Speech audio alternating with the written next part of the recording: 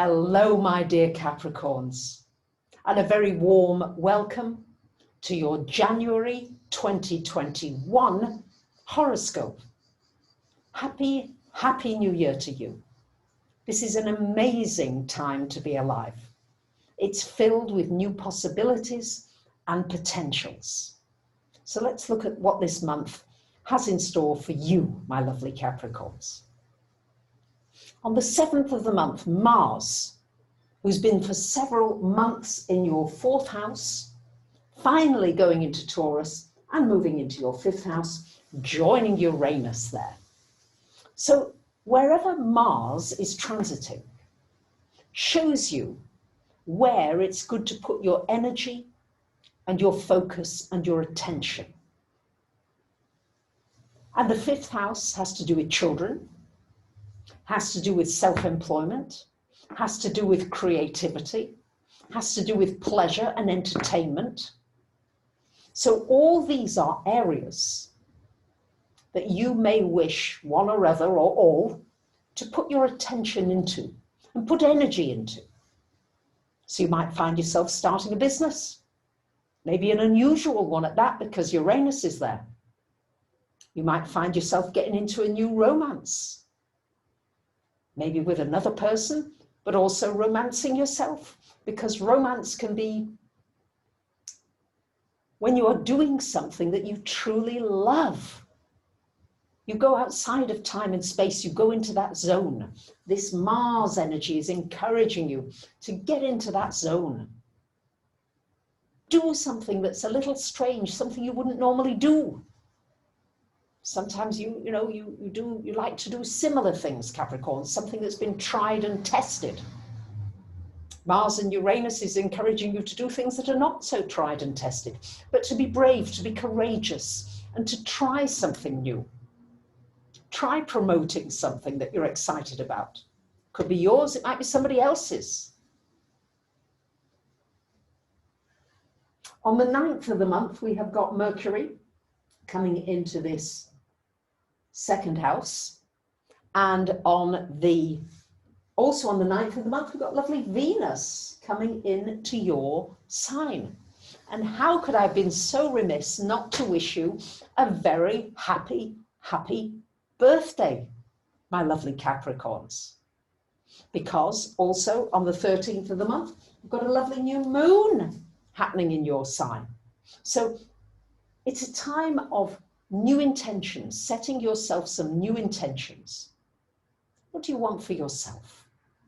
How do you want to be? How do you want to appear? How do you want others to see you? This is a new you emerging here. Pluto's been in your sign ever such a long time, and many of you really finding your power, finding your strength, getting stronger. The sun is there, Venus is there. It's a wonderful time for romance, for love.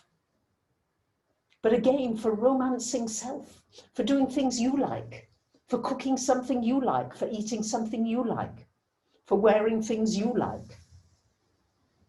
It's a time for a new you to emerge. You're transforming. You've been going through tremendous transformation, dear Capricorns. But now finally, Saturn and Jupiter not in your sign anymore. Now things can just blossom, all the seeds that you've planted, all the things that you've been working on these years, for many of you since 2008, now can begin to start to blossom. You can see that you're beginning to blossom. So make a progress journal. Look at all the things that you have done, rather than always feeling, largely Capricorns, that there's always something that you've not yet done, could have, might have, should have done. This is time now, birthday time, to really acknowledge yourself, to lift yourself, to shine your special light. So the new moon, anything that you don't need anymore, let it go, sell it, recycle it, move it on, make space. This is what the new moon wants you to do, because it's a blank canvas, and it's your blank canvas. It comes around once a year, around your birthday time. So use this time, really this month, to make space for the new and exciting things to come in. You're going to be popular. You're going to feel loved. You're going to feel more lovable. And on the 20th, we've got the sun coming into this second house. So a lot of activity in this second house for you. The second house has to do with money and finance. You might have some new opportunities. You might develop a new idea. You might go into business for yourself. It's a wonderful time for digging up your talents, your gifts, for realizing that you've got more in you that you can access. Not staying comfortable with that which you are already using, but finding more, digging for gold, realizing maybe that you're sitting on a treasure chest of gold, but you need to stand up and jiggle yourself around and open the box to see where the treasure is. Open yourself, open your box. Let yourself thrive and flourish. Things that you used to love as a child, bring them out. Begin to play again. You may find a whole new source of income, a whole new source of enjoyment that you really want to share with others, that others really want. And on the 28th of the month, we've got a full moon happening here in your 8th house. This is shining a light on any fears, any old things that have been hanging around, old traumas, things from the past, shining a light on them. They no longer have power over you. You can release, you can let go, you can surrender.